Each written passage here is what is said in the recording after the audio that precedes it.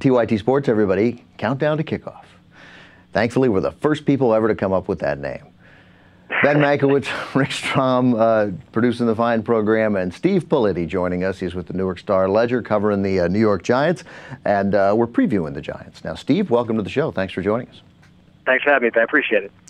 I am puzzled by the Giants, as I think many people who follow football are. Last year, sort of a typical season for the Giants. Seems like they should have ended up in the playoffs. 10-6, I think 5th in the league in points, 7th in points allowed, and yet no playoffs. Do the players sense that they underachieve? Do they know this? Do they know what sort of the general consensus is about them? Yeah, I don't think there's any question about that. You know, there's still leftovers, not as many, but there are still leftovers from the Super Bowl team. You know, just in that I don't know time. It's like, what have you done for me lately? But that was only 4 years ago, so it's not like it was that far removed. And you know, they had high expectations. The next season collapsed, missed the playoffs 2 years in a row now, and in similar fashion. So I mean, yeah, I think there's definitely a sense that you know, that team could have made the playoffs, and you know, they feel like they underachieved. Then abstractly, remove the specifics of Tom Coughlin and the specifics of ownership, but as somebody who's covered sports, totally abstractly, isn't it surprising that Tom Coughlin still has his job?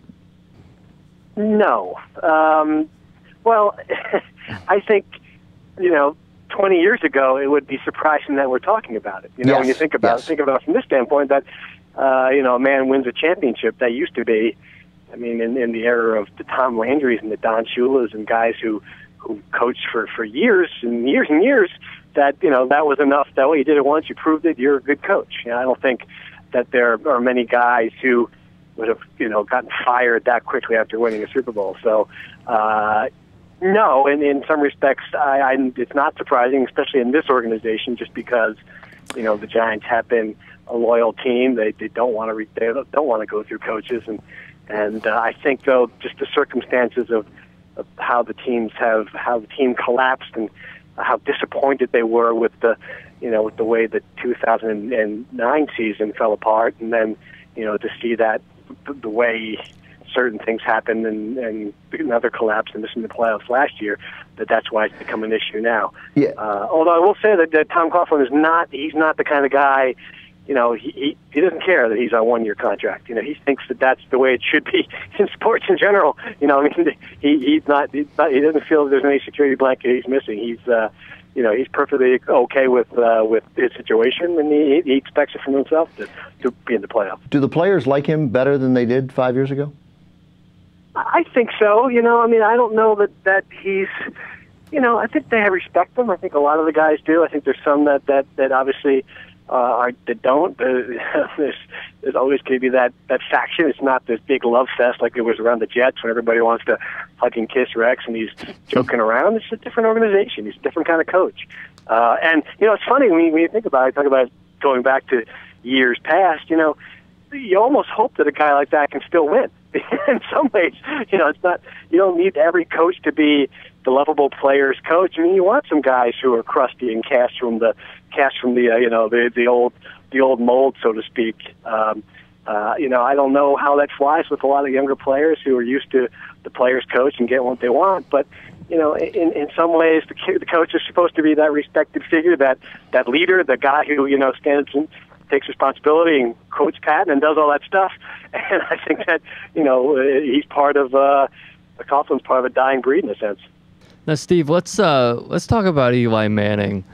Super Bowl MVP, a Super Bowl winner, a Pro Bowler. He put himself in the same class as Tom Brady. Well, you had to hear that interview. He was asked the question. He was asked the question, and, you know, I mean, what are you going to do? And he asked the question, do you see yourself in the class? He hemmed and hawed. I mean, you can't say, you know, no, of course not. I'm not just Tom Brady. Everybody knows that. So I mean, he's a confident guy. So what's he going to say? Well, let me tell you this. He was not in the list of top 100 NFL players for 2011. Do you think that he gets a fair shake? And what's the public's mentality regarding Eli? I think he gets about the shake he deserves. And I mean that, like, you know, if you, and I did this actually last year after I went through all the quarterbacks in the league and said, all right, we'll play the game. Do you take Aaron Rodgers or do you take Eli Manning? Well, of course you take Aaron Rodgers. And if you go through that and do it, you know, I think you're going to come out that he is about in the end of the top 10 in NFL quarterbacks. I don't know. I mean, there's teams like, I had no idea the Redskins, that Rex Grossman was there. I thought he retired like 4 years ago. I was like, wow, he's still in the league? So, I mean, there's certain teams that they would love to have Eli Manning. I mean, you give him this. He's never missed a start. He's durable. He throws for 4,000 yards. You know, he's smart. Does what the team asks him to do. He's won a lot of games. He's won a Super Bowl. I mean, give him some of the things he's accomplished. All that said, he did throw 25 interceptions. He's inconsistent. You know, he's had some bad games in his career. So I think he's not Tom Brady, and I think everybody can agree with that. But he is, you know, in my opinion, at least in the top third of the quarterbacks in the league. All right, Steve, thank you very much. I guess Rick says we're going to talk to you again when we talk about the Jets. Yeah, absolutely, guys. I enjoyed it.